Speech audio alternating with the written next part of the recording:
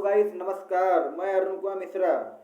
देखो, मैं आज आपको कितने बढ़िया करके जो है वेद याद कराते हैं। देखो, यूट्यूब पे पढ़ाते बहुत हैं, केवल वो क्या काम करते हैं, क्वेश्चन लिख के लाएंगे और बता देंगे इसका ये, इसका ये, इसका ये, लेकिन वो याद नहीं कराते हैं। और बंदों से बोलते हैं कि अपनी किताब कॉपी उतार लो और इनको जो है याद करते रहो। बंदे याद करते करते साल हो जाते, लेकिन उन्हें याद ही नहीं रहता किस वेद में क्या है। और एग्जाम में करीबन से करीबन 5 से 6 क्वेश्चन वेद से बनते हैं हर एग्जाम में। देखो, आज हम आपको याद कराता हूँ। देखो, वेद वेद का मतलब क्या है? देखो, वेद का मतलब है ज्ञान। ठीक है। और हिंदू धर्म में कितने वेद हैं? 4 वेद। कौन कौन से? ऋग्वेद, अथर्ववेद, सामवेद और यजुर्वेद। अच्छा, देखो,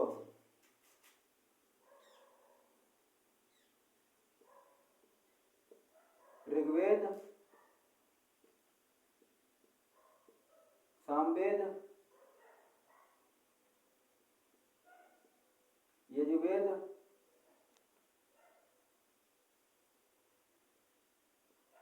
अथर्ववेद। देखो, देखो, इस वेद में क्या है? वंदना,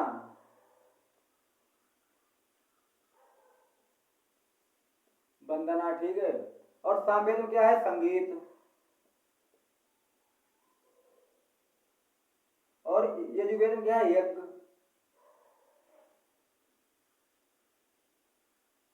यज्ञ। अथर्ववेद में क्या है? जादू, टोना, टुटका। जादू, टोना। इनको कैसे याद करोगे? देखो, देखो, उनका सबको पता है। इसमें ना ऋग्वेद में क्या है? ज्ञान। ठीक है। स्तुति, वंदना जितनी है सब जो है ना ऋग्वेद में है। और सबसे पुराना, सबसे बड़ा वेद यही है ना ऋग्वेद, क्योंकि इसमें जो 10 मंडल होते हैं, 10 बुकों को मिला के एक बना है ऋग्वेद। अभी आपको बता दूं, बहुत अच्छी कहानी है, इसको समझोगे तो याद रहेगा। अच्छा। और इसको सामवेद कैसे याद करोगे? देखो, सा से सामवेद, सा से संगीत। पता भूलोगे? कभी नहीं भूलोगे। अच्छा, यजुर्वेद में क्या है? यजुर्वेद में है यज्ञ। या से यज्ञ, या से यजुर्वेद, या से यज्ञ। बताओ, कोई भूलोगे? कभी नहीं भूलोगे। बचा गया अथर्ववेद। अथर्ववेद में ही लिखा है सब, जादू, टोना, टुटका जितना है सब अथर्ववेद में है। और इसकी इतनी बढ़िया कहानी है, मैं अभी बताता हूँ आपको कितनी। देखो, अच्छे से आप समझोगे।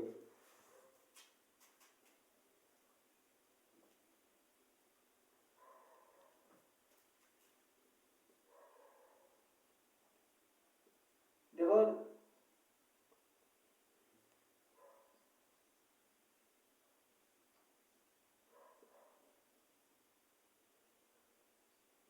ऋग्वेद, इसमें इसमें 10 मंडल हैं। 10 मंडल बने कैसे हैं और 10 मंडल को कहते क्या है? देखो,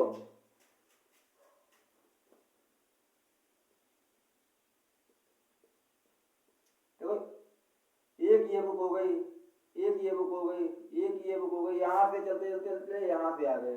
ये कितनी बुक हो गई? 10। 1, 2, 3, 4, 5, 6, 7, 8, 9, 10। 10 आ गई। देखो, 10 बुकों को मिला के एक बनता है ऋग्वेद। और उसी को हम कहते हैं मंडल। देखो, किस मंडल में क्या क्या है, एग्जाम में कहाँ कहाँ क्वेश्चन पूछे जाते हैं। देखो, मंडल 3 में क्या है? गायत्री मंत्र, गायत्री मंत्र। मंडल 7 में क्या है? दशराजन का युद्ध। ठीक है। और मंडल 9 में क्या है? सोम। मंडल 10 में क्या है? पुरुष सूक्त।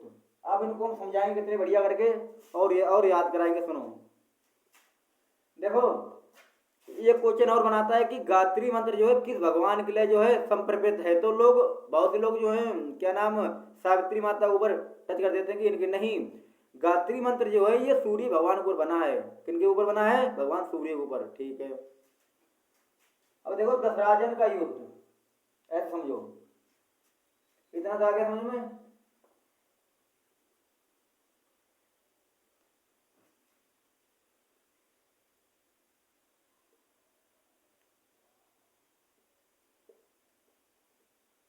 मंडल 7 में क्या है? दशराजन का युद्ध।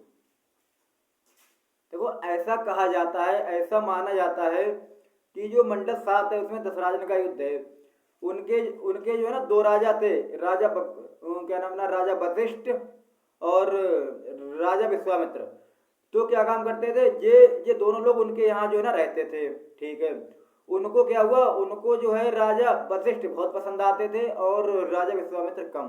धीरे धीरे ये जो है कहानी चलती रही। उसके बाद में उनको उनको राजा विश्वामित्र ज़्यादा पसंद आने लगे और राजा वशिष्ठ कम पसंद आने लगे। फिर उन्होंने एक बात कही एक दिन ना राजा वशिष्ठ से, बोले सुनो, बोले हाँ, बोले तुम्हारी नौकरी कैंसिल, बोले कैंसिल, बोले तुम्हारी नौकरी कैंसिल, बोले कैंसिल। और जो राजा विश्वामित्र थे उनकी वो उनके लिए भाई नौकरी पे उनके लिए जो है ना रखे रहे वहाँ। तो और विश्वामित्र जो वहाँ से जो है छोड़ के चले गए, वो राजा वशिष्ठ वहाँ से छोड़ के चले गए। उसके बाद में एक राजा थे जिनका नाम था राजा सुक्तास, उनके पास गए थे और वो बहुत बड़े बलशाली और शक्तिशाली थे। बोले मुझे वहाँ से हटा दिया गया, बोले अच्छा। फिर उन्होंने क्या काम करा, अपनी शक्ति से पूरा बादल फाड़ दिया, इतना पानी हो गया पृथ्वी पे, जो आधी सेना थी वो उनकी बह गई। बहने के बाद में जब दशराजन की आधी सेना बची, आधी सेना को उन्होंने आक्रमण कर दिया, खत्म हो गई। अब देखो आगे,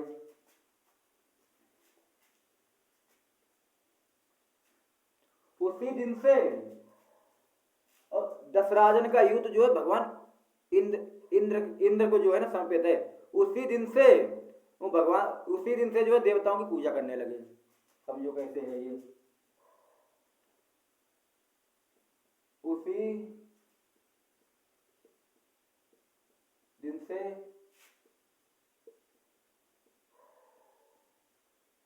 देवताओं की पूजा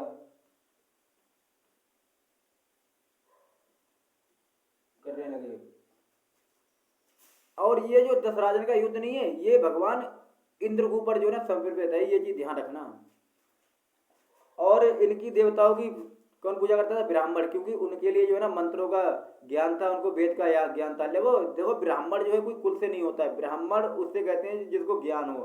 जैसे रावण था, ज्ञान था, वो ब्राह्मण था। अगर आपको ज्ञान है तो हम ब्राह्मण हैं, अगर मुझे ज्ञान है तो मैं ब्राह्मण हूँ। देखो कुल से कुछ नहीं होता है। देखो आगे बताऊंगा मैं कि मतलब 10वें मंडल में जाति कैसे बनी है। इतना आया था समझ में कि 7वें मंडल में दशराजन का युद्ध है और ये युद्ध जो है भगवान इंद्र को उनका ना समर्पित है। और प्लस क्या कहते हैं, उसी दिन से देवताओं की पूजा होने लगी। अच्छा अब आ जाओ 10वें मंडल पर।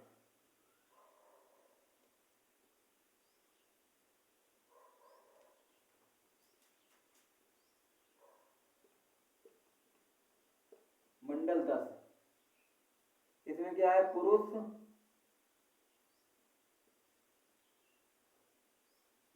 सूक्त। देखो पुरुष माने व्यक्ति, आपको पता ही होगा, पुरुष माने व्यक्ति। अब इसमें क्या हुआ, ब्रह्मा जी ने जब क्या नाम पृथ्वी पे जब इंसानों की उत्पत्ति कराई थी, उसी टाइम देखो ब्राह्मण किसे कहते हैं और ये क्या नाम शूद्र कैसे बने और वैश्य कैसे बने। देखो जो जो जो जो ब्रह्मा जी के मुख से प्रकट हुए उन्हें ब्राह्मण कहते हैं, और जो उनकी बाहों से निकले उनको क्षत्रिय कहते हैं, और जो उनके पेट से निकले उनको वैश्य कहते हैं, जो उनके चरणों से निकले उनको कहते हैं शूद्र। इनका काम क्या क्या है, एग्जाम में पूछा जाता है। इतना आया था समझ में। मंडल 10 में क्या है, पुरुष सूक्त। अच्छा मैं ऐसे बताता हूँ।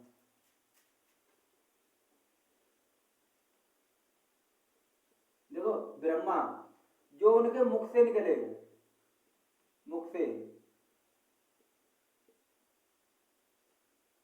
वह ब्राह्मण। जो बाहों से निकले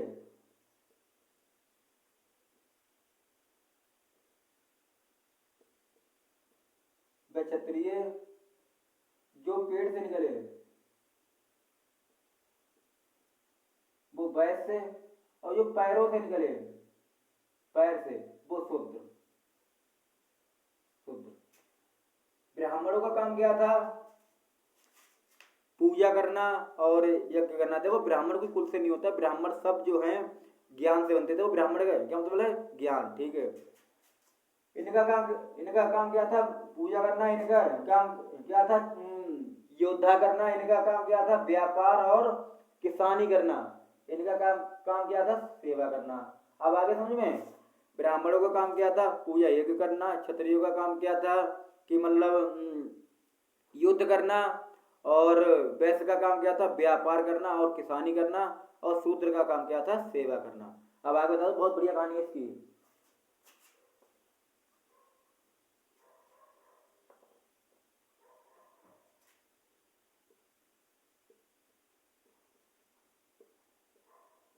ब्राह्मण, ब्राह्मण का क्या मतलब है, ज्ञान। देखो ब्राह्मण, मैं फिर कह रहा हूँ, ब्राह्मण कोई कुल से नहीं हुआ है, ब्राह्मण वही है जिसको ज्ञान है। रावण था, ज्ञान था, ब्राह्मण था। आपको अगर ज्ञान है तो हम ब्राह्मण हैं, मुझे अगर ज्ञान है तो मैं ब्राह्मण हूँ। और कुछ पंडित में ऐसी कास्ट होते हैं, कोई चतुर्वेदी, त्रिवेदी, द्विवेदी और क्या ना उपाध्याय कैसे बने हैं।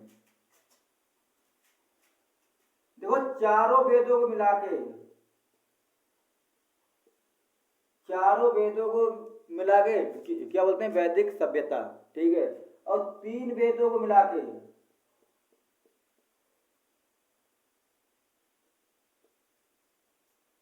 तीन वेदों को मिला के बोलते हैं ना त्रिवेद, यानी त्रिवेदीय। ठीक है। अगर हम सबसे पुराना पूछ ले तो हो जाएगा ना ऋग्वेद, और सबसे नया पूछ ले तो अथर्ववेद। ठीक है।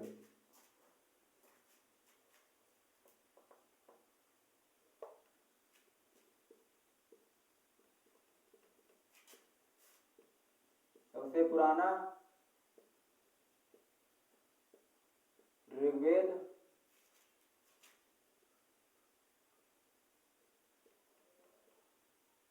सबसे नया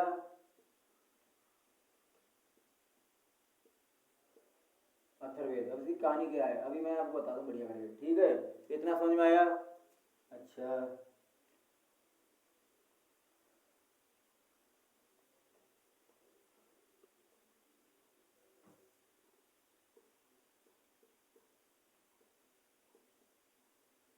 देखो चतुर्वेदी,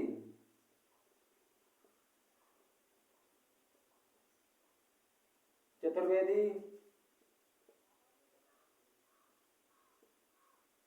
त्रिवेदी,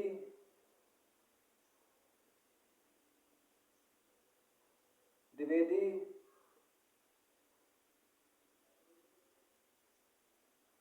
उपाध्याय। देखो चतुर्वेदी उसे कहते हैं जिसको चारों वेदों का ज्ञान हो। और देखो त्रिवेदी उसे कहते हैं जिन्हें तीन वेदों का ज्ञान था। और द्विवेदी उन्हें कहते हैं जिनको दो वेदों का ज्ञान था। और अग्निहोत्री उन्हें कहते हैं जो आग की पूजा करता था। देखो मैंने कहा ब्राह्मण कोई कुल से नहीं था, ब्राह्मण जो था वो ज्ञान से था। और उपाध्याय कैसे कहते हैं, तो उपाध्याय का मतलब उप माने ज्ञान, और अध्याय माने अध्याय, यानी कि जो वेद पढ़ाता था वो था उपाध्याय। आया समझ में। जो चतुर्वेदी होते हैं उन्हें चार वेदों का ज्ञान था, जो त्रिवेदी होते हैं तीन वेदों का ज्ञान था, जो द्विवेदी होते हैं उन्हें दो वेदों का ज्ञान था। और जो अग्निहोत्री होते थे वो अग्नि का जो है हवन करते थे। और जो उपाध्याय थे वो जो है वेद के बारे में पढ़ाते थे। अब आया समझ में, कभी नहीं बोलोगे। अब यहीं से क्वेश्चन बनता है, घूम घूम के देखो कैसे बनता है।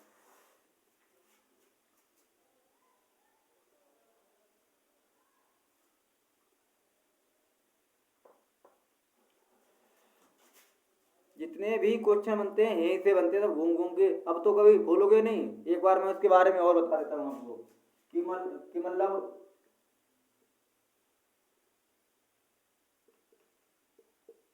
ब्राह्मण का काम क्या था, पूजा पाठ करना, यज्ञ करना। और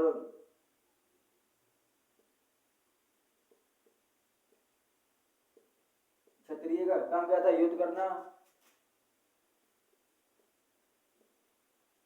वैसे वैश्य का काम क्या क्या था, व्यापार करना और खेती करना। और शूद्र का काम क्या था, सेवा करना। ठीक है।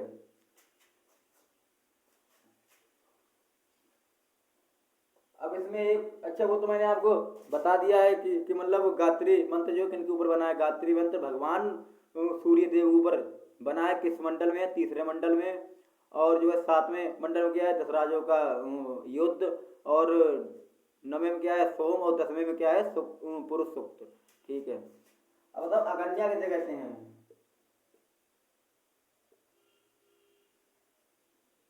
अगन्या किसे कहते हैं? अगन्या वेदों कहते थे गाय को।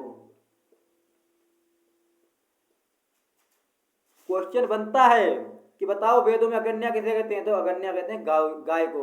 और धनी किसे कहते हैं वेद में? तो ये क्वेश्चन और आ गया, धनी, धनी किसे कहते हैं वेदों में?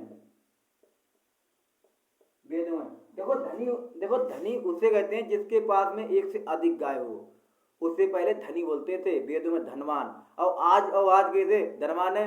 जिसके पास करोड़ों बीघा जमीन है, करोड़ों मकान है, वो भी हाईवे पे। आज कलयुग है, उसमें ऐसे धनवान है। पहले जिसके पास 10 गाय होती थी उन्हें उन्हें जो है धनी कहते हैं, धनी। फिर आप कहोगे ना उन्हें ग्वाला कहते, ग्वाला ये क्या ना द्वापर युग में कहते थे, ना कि वेदों में। ठीक है, अच्छा।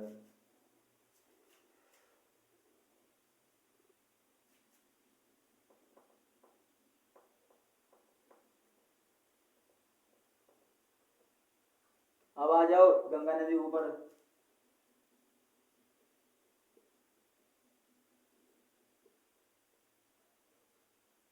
विपाशा किसका नाम था?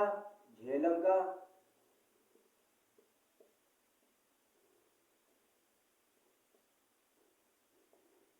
झेलम नदी का।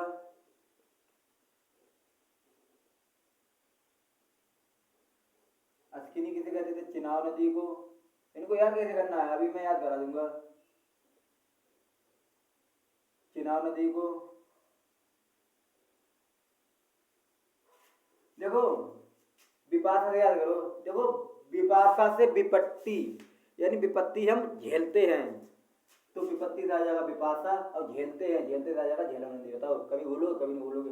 देखो आस्की को कैसे याद करोगे? अस्किनी को। देखो अस्किनी को, देखो आशिक को चैन कहाँ? देखो अस्किनी को याद करो, आशिक को चैन कहाँ? तो आशिक से आ जाएगा अस्किनी। और जो है इससे, हाँ चैन से आ जाएगा चुना, वो चिनाव नदी। कभी भूलोगे कभी नहीं भूलोगे। तो दोस्तों अगर हमारा एक छोटा सा कंटेंट अगर अच्छा लगे तो लाइक करें, सब्सक्राइब करें, अपने दोस्तों को जरूर शेयर करें। और हम एक से एक अच्छी वीडियो डेली लाएंगे और याद कराएंगे। और आज अपना जो है सेक्शन यहीं पे हम बंद करते हैं। और कल जो है जितनी इतिहास में जो है 16 महाजनपद थे, उनकी राजधानी क्या थी, बंदों को याद नहीं रहती है। कल मैं याद कराऊंगा बढ़िया तरीके से। तो चलता हूँ, नमस्कार से, वहीं